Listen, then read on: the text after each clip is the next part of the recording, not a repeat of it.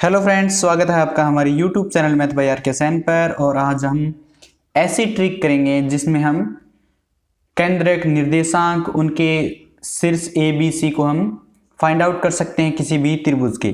किसी त्रिभुज की भुजाएं ए बी, बी सी तथा सी ए के मध्य बिंदु क्रम से डी ई एफ हो।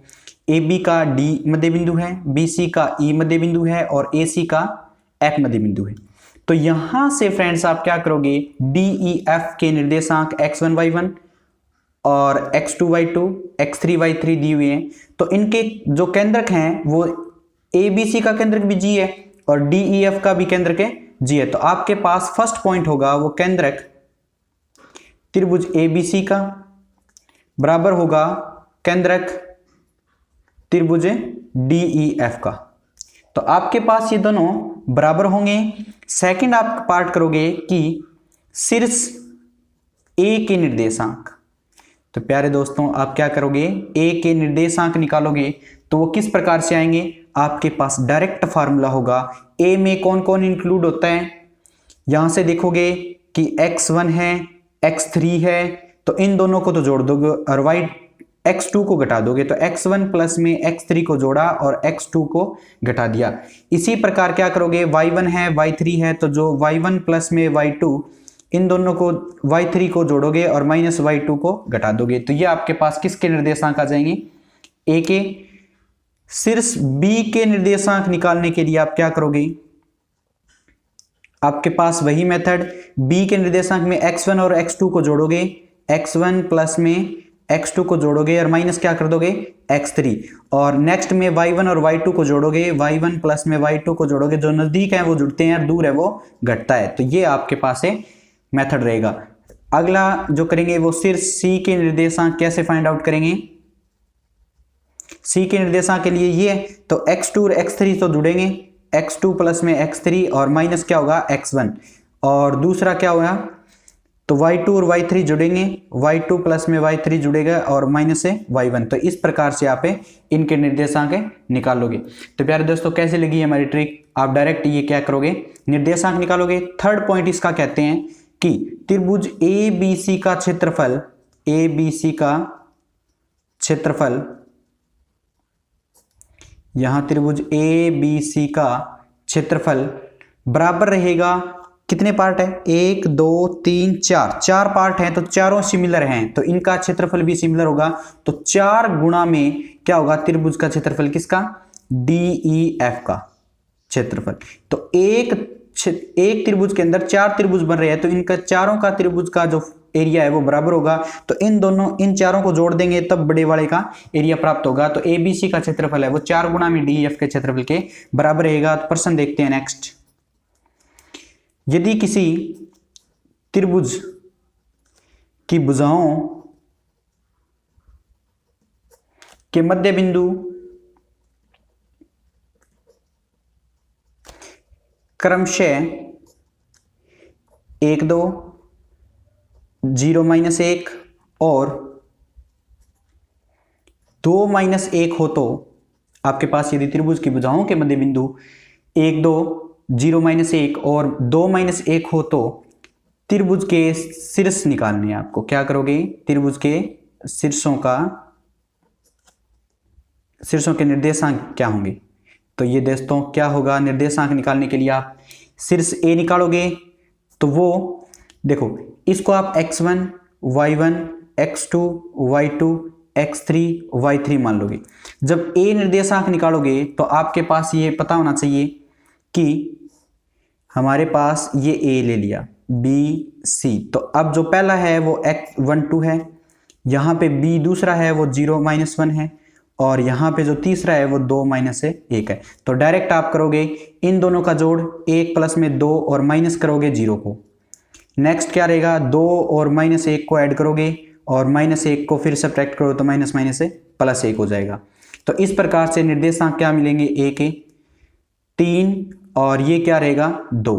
तो 3 2 आपके पास निर्देशांक किसके होंगे, ए के। इस प्रकार करोगे आप। और नेक्स्ट में शीर्ष बी के निर्देशांक कैसे आएंगे कि यहां पे इन दोनों को जोड़ोगे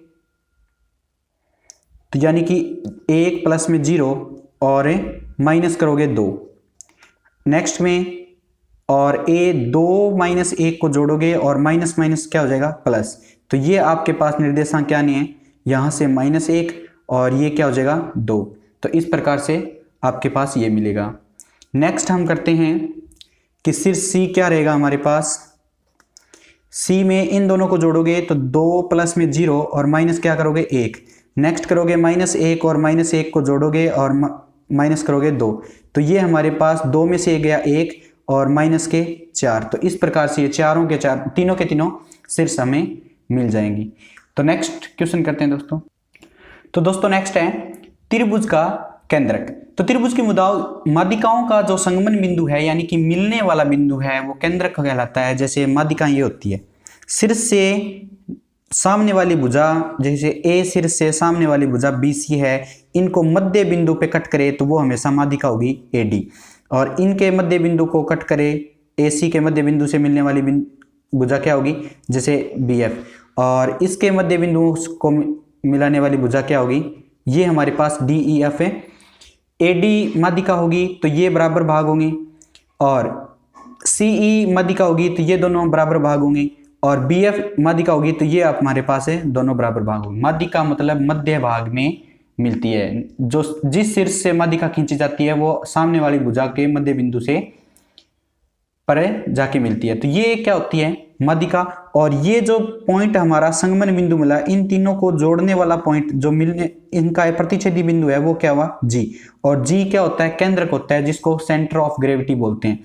तो G से इसको व्यक्त किया जाता है सेंटर ऑफ ग्रेविटी। तो ये क्या होगा इस त्रिभुज में केंद्रक होगा। नेक्स्ट हम करेंगे कि त्रिभुज का केंद्रक हमेशा क्या होगा, त्रिभुज के अंदर होगा, बाहर नहीं होगा। त्रिभुज के अंदर मिलेगा भी आपको, त्रिभुज के अंदर होगा। तो इस प्रकार से दोस्तों आप क्या करोगे, अंदर ही स्थित होता है ऐसे लिखोगे। आपसे पूछ ले कि त्रिभुज का केंद्रक लाई करता है यानी अंदर बाहर, उसके बाउंड्री पे या फिर शीर्षों पर, तो आप क्या कहोगे अंदर। तो इस प्रकार आप इस फिगर को ड्रा करोगे। ये आपके पास माध्यिकाएं होंगी और ये आपके पास केंद्रक होंगे ABCDEF और यहां से G।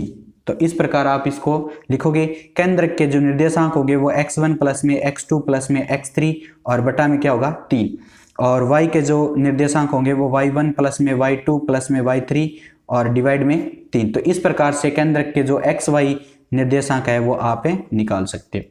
तो दोस्तों ये आपको कैसे लगी कि हम डायरेक्ट x1 y1 ये होते हैं यहाँ पे, और x2 y2 यहाँ पे होंगे, और ये x3 y3 होगा। तो इन तीनों के जो x को जोड़ के 3 का डिवाइड करेंगे तो x आ जाएगा केंद्रक का, और y का मान कैसे होगा, इन तीनों के y के जोड़ के 3 का डिवाइड करेंगे तो हमारे पास है केंद्रक का y आ जाएगा। नेक्स्ट नोट लिखते हैं हम, यदि किसी त्रिभुज ABC में G त्रिभुज का केंद्रक हो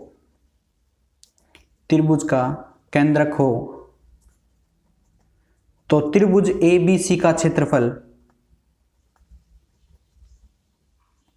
तो देखो केंद्रक G है तो उसका क्षेत्रफल क्या होगा, वो बराबर होगा त्रिभुज ऑफ AGC, यानी कि हमारे पास AGB AGC और देखो AGB, तो हमारे पास ये ना AGB, सॉरी यहां मैंने क्या लिखा है AGB, C नहीं लिखेंगे, AGB और AGC। तो AGC तो इतना पार्ट और इतना पार्ट, वो का क्षेत्रफल किसके बराबर होगा अभी 1/3 त्रिभुज BGC का क्षेत्रफल के बराबर होगा। तो हमारे पास BG और C का क्षेत्रफल, तो ये जो है उसके 1/3 के बराबर होगा। तो दोस्तों यहाँ पे 3 नहीं आएगा, ये इतना और इतना वो बराबर होगा 1/3 एरिया ऑफ ABC का क्षेत्रफल। तो इसके 1/3 होगा, यानी कि इन सब का जो छोटे छोटे हैं इनका जो क्षेत्रफल है वो बड़े का 1/3 क्षेत्रफल होगा। इस प्रकार से आप इनको करोगे। उदाहरण देखते हैं। एक त्रिभुज का केंद्रक 2 7 हो तथा इसके दो शीर्ष 4 8 और -2 6 हो तो त्रिभुज का तीसरा शीर्ष ज्ञात कीजिए। तीसरा शीर्ष होगा। तो इसके लिए आप क्या करोगे कि x बराबर x1 प्लस में x2 प्लस में x3 डिवाइड में 3 करते हो, और यहाँ पे x का मान क्या है 2 और x1 का मान 4 प्लस में x2 का मान -2 और प्लस में x3 पता नहीं बटा में 3। तो इसको सोल्व करोगे तो 3 दूनी 6 और बराबर क्या रहेगा 2 प्लस में x3। तो यहाँ से आपके पास x3 का मान क्या आएगा 4। तो ये तो हुआ 4। नेक्स्ट करेंगे y बराबर y1 प्लस में y2 प्लस में y3 डिवाइड में 3। तो यहाँ पे y का मान क्या हुआ 7 और यहाँ 8 प्लस में 6 प्लस में y3 और डिवाइड में क्या रहेगा 3। तो ये मल्टीप्लाई होगा 21 बराबर 14 प्लस में y3 और यहाँ पे y3 का मान क्या आएगा 7। तो इस प्रकार से 4 7 इसके क्या होंगे निर्देशांक होगा, तीसरा निर्देशांक। नेक्स्ट करते हैं। मोस्ट इंपॉर्टेंट पॉइंट्स हैं ये कि दो बिंदुओं a x1 y1 तथा b x2 y2 को मिलाने वाले रेखाखंड का x एक्सिस द्वारा विभाजित अनुपात क्या होगा। x एक्सिस द्वारा पूछा जाए तो -y1 बटा में y2 होगा, y एक्सिस द्वारा पूछा जाए तो -x1 बटा में x2 होगा। लेकिन रेखा द्वारा पूछा जाए, रेखा क्या है हमारे पास है ax प्लस में by प्लस में c बराबर 0 द्वारा विभाजित अनुपात पूछा जाए तो इसमें माइनस करोगे। जैसे x1 y1 था तो ऊपर क्या करोगे टोटली x1 y1 रखोगे और डिवाइड में x2 और y2 था तो टोटली x2 प्लस में by2 प्लस में c रखोगे। तो इस प्रकार से आप विभाजित अनुपात निकालोगे। नेक्स्ट उदाहरण से समझेंगे इस पॉइंट्स को। तो फ्रेंड्स इस प्रश्न में क्या करेंगे, बिंदुओं 2 -3 तथा 5 6 को मिलाने वाले रेखाखंड को x एक्सिस द्वारा किस अनुपात में विभाजित किया जाता है। तो x द्वारा पूछा जाए तो हम हल में क्या करेंगे कि -y1 बटा में y2। तो यहाँ माइनस लगाना है और y1 का मान कौन है -3 और y2 का मान कौन है 6। तो यह माइनस माइनस प्लस तो 3 बटा में 6 यानी कि 1/2। तो 1:2 में विभाजित किया जाएगा। तो इस प्रकार दोस्तों आप इस क्वेश्चन को करोगे। नेक्स्ट प्रश्न दिया हुआ है कि बिंदुओं -3 -4 तथा 1 2 को मिलाने वाले रेखाखंड को y एक्सिस किस अनुपात में विभाजित करेगा। तो इस बार क्या है y एक्सिस किस अनुपात में विभाजित करेगा ये हमें बताना है। अब इसके लिए क्या करते हो कि हमारे पास जो सूत्र दिए हुए थे उनका यूज करेंगे, और वो किस प्रकार से कि अगर x एक्सिस द्वारा विभाजित करता है तो हम क्या करते थे -y1 बटा में y2, और जब y एक्सिस से डिवाइड करेंगे तो इसमें हल में क्या लिखेंगे कि -x1 बटा में x2। तो हमारे पास -x1 कितना है -3 और x2 कितना है 1। तो ये क्या हो गया +3 बटा में 1। तो यानी 3:1 में विभाजित करेगा। तो आप इस प्रकार से इस क्वेश्चन को करोगे। नेक्स्ट करते हैं दोस्तों कि दो बिंदुओं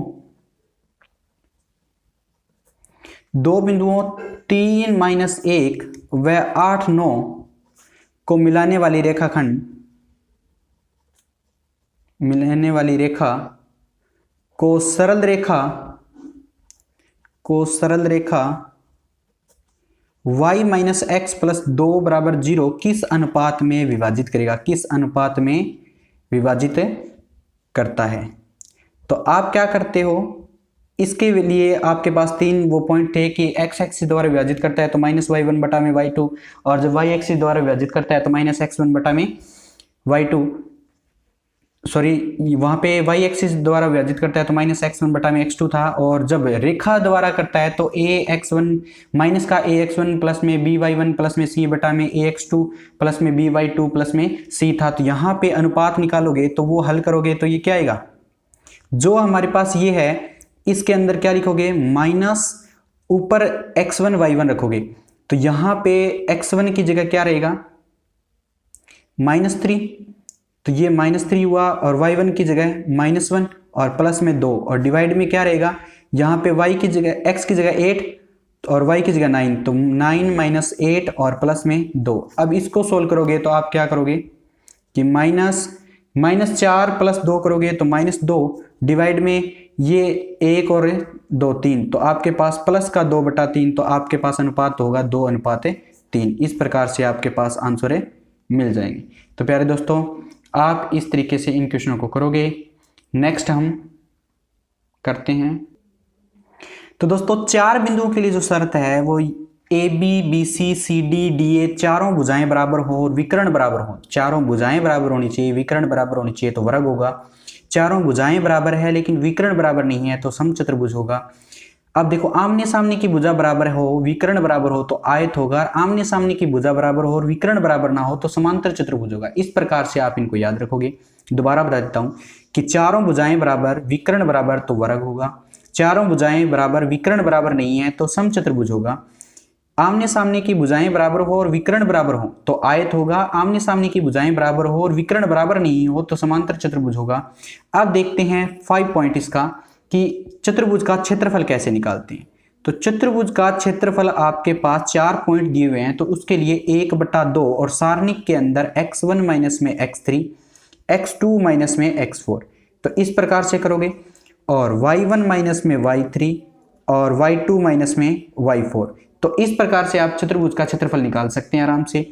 6th पॉइंट है कि यदि किसी समांतर चतुर्भुज के 3 क्रमागत शीर्ष ए बी सी हो तो चौथा शीर्ष निकालने के लिए यदि आपके पास, यदि किसी समांतर चतुर्भुज, एक खास बात है ये, समांतर चतुर्भुज के 3 क्रमागत, यानी 3 क्रमागत होना चाहिए, ये भी हमारे पास नोट करने वाली बात है। 3 क्रमागत x1 y1 यानी a मान लिया, b मान लिया x2 y2 और c मान लिया x3 y3, तो हो तो चौथा जो हमारे पास शीर्ष होगा, चौथा शीर्ष होगा। तो देखो दोस्तों, आपके पास ये समांतर चतुर्भुज है, इस प्रकार से समांतर चतुर्भुज है a b c d। इसको आप कुछ भी मान लो, जैसे x4 y4 मान लो, x3 y3 x2 y2 x1 y1। तो यहां से ये विकर्ण और ये विकर्ण का जो इंटरसेक्टिंग पॉइंट होगा वो मिड पॉइंट होता है। तो आप ये क्या करोगे यहाँ पे कि x1 प्लस में x3, यानी कि x1 प्लस में x3 का जोड़ बराबर होगा y1 प्लस में x1 का जोड़ x3 इस पॉइंट के, इस दोनों के पॉइंट के बराबर होगा, तो x2 प्लस में x4 के बराबर होगा। और आपके पास क्या होगा, y1 प्लस में y3 बराबर होगा y2 प्लस में y4। तो यानी कि ये मध्य बिंदु पे इंटरसेक्ट करता है, प्रतिच्छेद करता है, तो इनके निर्देशांक बराबर होते हैं। यही मैं चीज समझाना चाह रहा था आपको कि इन दोनों का जोड़ करोगे तो मध्य बिंदु आएगा, यानी x1 प्लस में x3 बटा में 2, और ये क्या होगा x2 प्लस में x4 बटा में 2, तो 2 से 2 कैंसिल कर दिया, तो x1 प्लस में x3, तो इन दोनों का जोड़ इन दोनों के जोड़ के बराबर होता है, और y1 y3 का जोड़ y2 और y4 के बराबर होता है। तो ये आपके पास इस प्रकार से चौथा प्राप्त हो जाएगा शीर्ष। तो इस प्रकार आप नेक्स्ट क्वेश्चन करोगे। तो दोस्तों, आपके पास इस क्वेश्चन में किसी समांतर चतुर्भुज के 3 शीर्ष 3 2 6 1 तथा 7 3 हो तो चौथा शीर्ष निकालना हो। तो हमारे पास ए बी सी आपने मान लिया और अपने को डी निकालना है। तो यहाँ से देखोगे कि 3 2 x1 x2 x1 y1, 6 1 आपके पास x2 y2, और जो 7 3 है वो x3 y3, और जो आपके पास डी अननोन है उसको हम क्या लिखेंगे, x4 y4। तो आप क्या करोगे कि x1 और x3 का जोड़ करोगे तो 3 प्लस में 7 वो बराबर होगा x2 और x4 के जोड़, तो यानी कि यहाँ पे तो x4 की वैल्यू यहाँ पे क्या आएगी, 10 में से 6 गए 4, और नेक्स्ट करोगे तो y1 और y3 का जोड़ करोगे तो 2 प्लस में 3 वो बराबर होगा 1 प्लस में y4 के, तो यहाँ से y4 की वैल्यू आएगी तो 5 में से गया 4, तो आपके पास 4 4 यानी कि ये भी 4 और ये भी 4 आंसर मिल गया। तो दोस्तों, आप इस चीज़ों को अच्छे से करोगे और वहाँ पे टाइम वेस्ट नहीं करना, डायरेक्ट सोल्व करना इनको। नेक्स्ट प्रश्न करते हैं दोस्तों कि इसके अंदर यदि 2 माइनस 1 4 3 माइनस 1 2 व माइनस 3 2 किसी चतुर्भुज के शीर्षों, ये चारों के चारों चतुर्भुज के शीर्ष दिए हुए हैं हमें, और हमें यहाँ पे वैल्यू निकालनी है तो उस चतुर्भुज का क्षेत्रफल। तो उसका क्षेत्रफल निकालना हो तो आप क्या करोगे, आपके पास फार्मूला है कि चतुर्भुज का क्षेत्रफल बराबर 1/2, चतुर्भुज का क्षेत्रफल बराबर 1/2 दोस्तों आपके पास x1 माइनस में x3 और x2 माइनस में x4 डिवाइड में y1 माइनस में y3 और y2 माइनस में y4। तो यहाँ से 1/2 देखो x1 y1 x2 y2 x3 y3 x4 y4 ये आप मान लोगे, और x1 में से ये घटाओगे तो 2 में से 1 घटाओगे तो 3 हो जाएगा, और यहाँ से x2 में से x4 घटाओगे तो 4 में से 3 घटाओगे तो ये 7 हो जाएगा। तो इस प्रकार y1 में से y3 घटाओगे तो -1 में से 2 घटाओगे तो ये माइनस का 3 हो जाएगा, और y2 में से y4 घटाओगे तो यानी कि 3 में से 2 घटाओगे तो आपके पास 1 हो जाएगा। तो 1/2 और इसका जो सारणिक होगा वो 3 एकम 3 और माइनस माइनस प्लस हो जाएगा 7 या 21। तो आपके पास ये 24 में 2 का डिवाइड करोगे तो 12 वर्ग इकाई क्षेत्रफल आएगा। इस प्रकार से आप इन चीज़ों का आंसर निकालोगे, और इसी प्रकार हम नेक्स्ट करेंगे इसी को आगे, जो इसके इंपॉर्टेंट पार्ट्स हैं उनको कल पढ़ेंगे। आज के लिए थैंक्स। जय हिंद, जय भारत।